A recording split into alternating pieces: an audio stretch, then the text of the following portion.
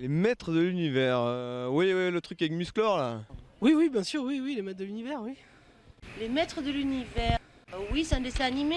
C'était un dessin animé sympa qui était abordable pour les enfants. Si je m'abuse, il y avait donc Musclor. Le méchant, je crois qu'il s'appelait Skeletor. Ah, moi je préfère la sorcière.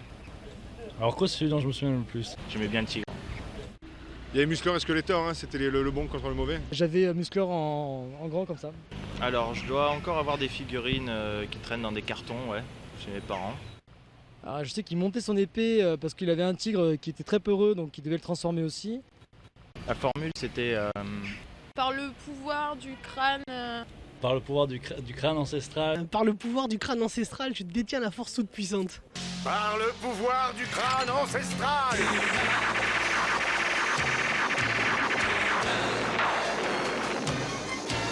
Je détiens la force toute puissante.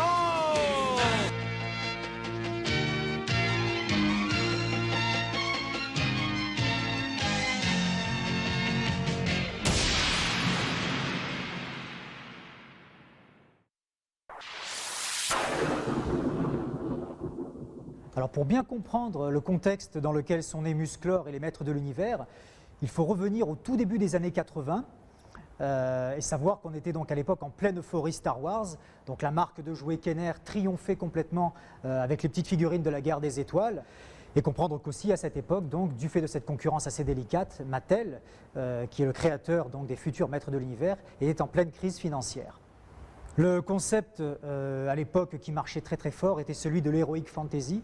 L'heroic fantasy, c'est un monde plutôt médiéval fantastique dans lequel se mêlent des guerriers, des barbares, des monstres, des créatures, dans un univers très magique, très mystique.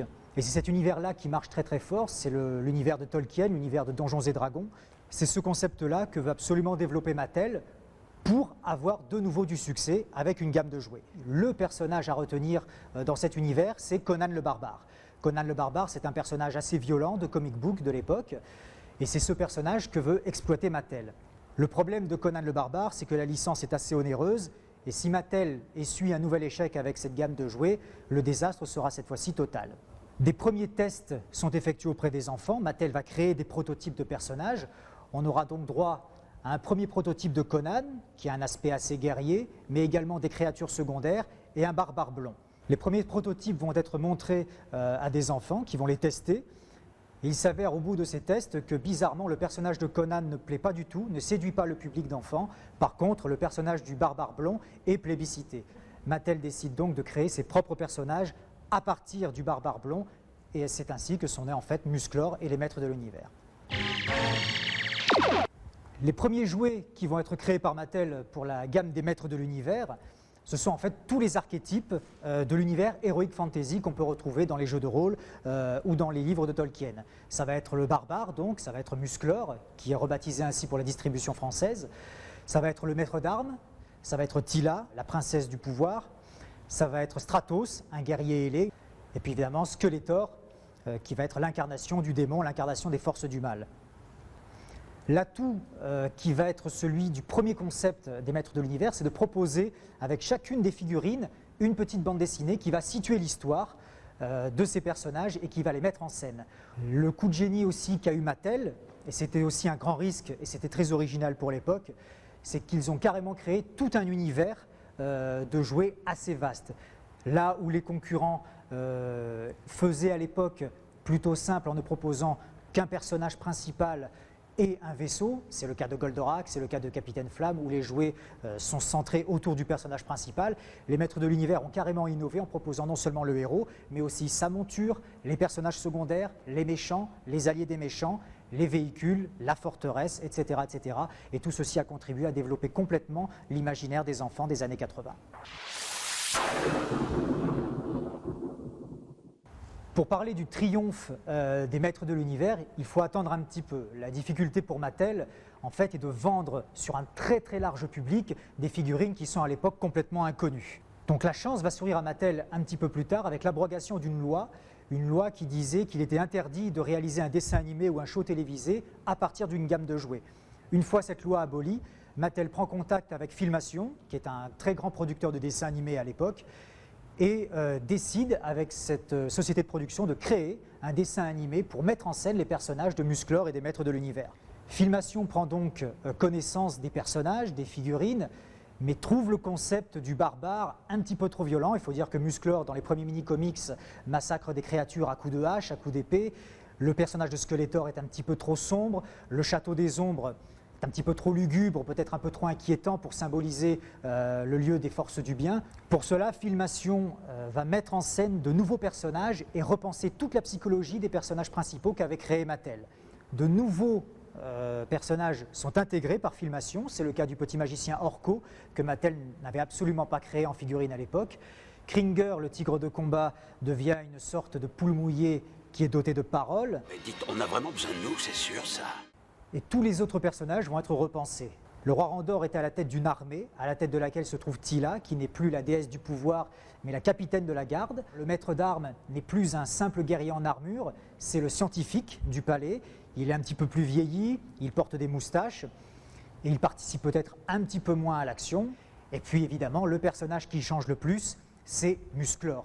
Musclor n'est cette fois-ci dans le dessin animé plus un barbare, c'est le fils du roi Randor, le prince Adam, qui a une identité secrète, puisque lorsqu'il lève son glaive et qu'il prononce la formule secrète par le pouvoir du crâne ancestral, il se transforme en Musclor, l'homme le plus fort de l'univers, qui est donc amené à défendre le château des ombres des griffes de Skeletor et des forces du mal. Le concept de Adam qui se transforme en Musclor, c'est l'identifiant pour les enfants. C'est un petit peu la clé du succès du dessin animé. C'est une formule qui va être répétée à tous les épisodes. C'est une formule que les enfants vont voir, vont apprendre et vont aimer. C'est ce qui va leur indiquer que leur héros va se transformer en Musclor. Lorsque l'on voit toujours la même image de Adam tournée vers l'horizon avec l'instrumental du générique qui retentit, les gamins redisaient en même temps que leur personnage préféré la formule magique qui va transformer Adam en Musclor. Je détiens la force toute puissante. Cet identifiant, c'est un petit peu le code des dessins animés et des séries de l'époque. C'est l'équivalent du Métamorphose d'Actarus, c'est l'équivalent du Transmutation de Ixor. À partir de là, le succès est absolument total. Les ventes des jouets décollent et le dessin animé est un véritable succès que Filmation va perdurer pendant 130 épisodes. Le dessin animé a complètement contribué au succès de la gamme de jouets, en ce sens qu'il montrait enfin à l'écran les personnages qui avaient été créés par Mattel, alors qu'ils étaient jusque-là relativement inconnus. Le défaut qu'on pourrait souligner dans ce dessin animé était que chaque intrigue mettait quand même en scène relativement toujours les mêmes personnages, à savoir Musclor, Tila, le maître d'armes, alors que la gamme de jouets comptait un très large panel de figurines. Ce défaut devient une qualité tout de même, puisque les épisodes qui mettent en scène des personnages secondaires comme Mascor, avec ses 3 visages, Fisto, avec son poing disproportionné, ou encore Cobra Khan, l'homme serpent, deviennent vite des épisodes jubilatoires pour les enfants qui vont réclamer ensuite à leurs parents le personnage étant apparu dans l'épisode du jour. Le dessin animé devient réellement triomphal lorsque Mattel s'approprie les concepts développés par Filmation. Ils vont racheter les droits du personnage de Orko et du prince Adam pour enfin les développer en figurines et les proposer dans la gamme de jouets. L'évolution se fait en parallèle dans les mini-comics, puisque le succès du dessin animé est tel que le concept du prince Adam va être réexploité cette fois-ci dans les bandes dessinées fournies avec les figurines.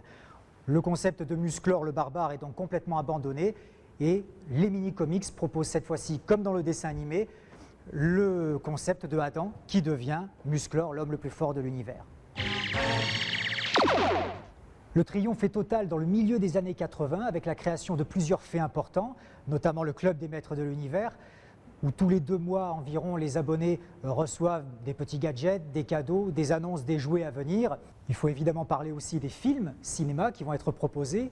D'abord Le Secret de l'épée qui retrace les origines de Adam et de sa sœur nouvellement retrouvée, Shera. Et puis plus tard, vers la fin de la gamme, on assistera à un film avec acteurs, cette fois-ci avec Dolph Lundgren dans le rôle de Musclor. L'un des concepts très importants aussi des Maîtres de l'Univers, c'est de toujours recréer des personnages charismatiques au sein de la gamme de jouets. Parmi eux, on peut citer essentiellement la Horde sauvage, qui reprend le concept qui fera fureur dans les années 80, à savoir les méchants, plus méchants que les méchants, puisque le personnage de Hordak et de sa Horde sont à la recherche non seulement de Musclor, mais aussi de Skeletor pour les abattre. Le succès de la gamme peut être imputé également à d'autres facteurs, notamment les packaging des boîtes de jouets qui proposent de très très belles illustrations mettant en scène les figurines en elles-mêmes, et puis les mécanismes incorporés qui vont devenir un petit peu le fer de lance de la gamme et de son originalité vers le milieu des années 80. Mascor, par exemple, change de visage, il devient tour à tour un personnage humain, mais aussi un monstre ou enfin un robot. Mekanek a un cou extensible qui lui permet de devenir un périscope humain. Le roi Is, en apparence un personnage tout à fait normal, renferme en son corps une multitude de serpents. Et puis, on va voir également le concept des mécanismes élaborés jusque sur les forteresses accompagnant les personnages. On peut évidemment citer le piège infernal, qui, depuis sa tête de mort, déglutit du slime, qui est une pâte verte et translucide pour emprisonner les personnages et les engluer, ou encore le rocher de la peur, avec son dragon qui sort de son antre pour dévorer des personnages, ou son arbre vivant qui va les retenir prisonniers. Et puis évidemment, le château des ombres, avec sa fameuse chose-trappe déclenchée par le trône de la salle principale. Les maîtres de l'univers ont été une énorme influence pendant leur existence, et puis évidemment après. À partir du milieu des années 80, on a vu apparaître une succession de gammes de jouets qui reprennent le concept des maîtres de l'univers, savoir un univers vaste de personnages, les forces du bien, les forces du mal, les véhicules, les places fortes, et puis le dessin animé qui l'accompagne. On peut citer plein de gammes comme ça qui ont exploité ce phénomène, de Brave Star, le cow-boy de l'espace, en passant par les Cosmocats, G.I. Joe, Mask ou Captain Power et les soldats du futur. Bien sûr, tout succès a un petit peu son revers de la médaille, puisque les maîtres de l'univers vont être assez souvent copiés, d'abord de façon officielle, avec des figurines qui s'inspirent de Musclor et des maîtres de l'univers, par exemple les Power Lords, dans les débuts des années 80. Et puis, la firme de jouets Remco va donner naissance à la gamme Conan le Barbare, avec des personnages qui ressemblent assez étrangement aux maîtres de l'univers. On va voir arriver parallèlement à ça également des figurines pirates qui rappellent sous certains aspects le monstre, Océanor ou Musclor lui-même. Alors 20 ans après, Musclor est évidemment devenu une icône des années 80.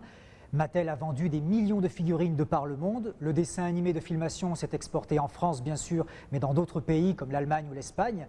Et puis le succès a été phénoménal pendant presque toutes les années 80, du début jusqu'à la fin. En 2002, Mattel décide de commémorer les 20 ans des Maîtres de l'Univers en rééditant les premiers blisters de personnages et en les remettant en vente sur le marché pour les collectionneurs. C'est un peu après le succès de cette édition commémorative qu'on verra apparaître un nouveau dessin animé, plus adulte cette fois, avec un suivi d'épisode en épisode, et puis toute une nouvelle gamme de jouets avec les premiers personnages revisités, resculptés, un peu plus adultes également dans leur présentation, pour le marché des enfants, mais aussi des collectionneurs nostalgiques qui, 20 ans après, se souviennent encore des Maîtres de l'Univers. Sur Internet, on peut également voir que les jouets de l'époque prennent une cote assez importante selon la nationalité du personnage, selon sa date de fabrication, selon ce qu'il y a au dos de la carte, selon si la carte en elle-même a des bordures jaunes, etc., etc.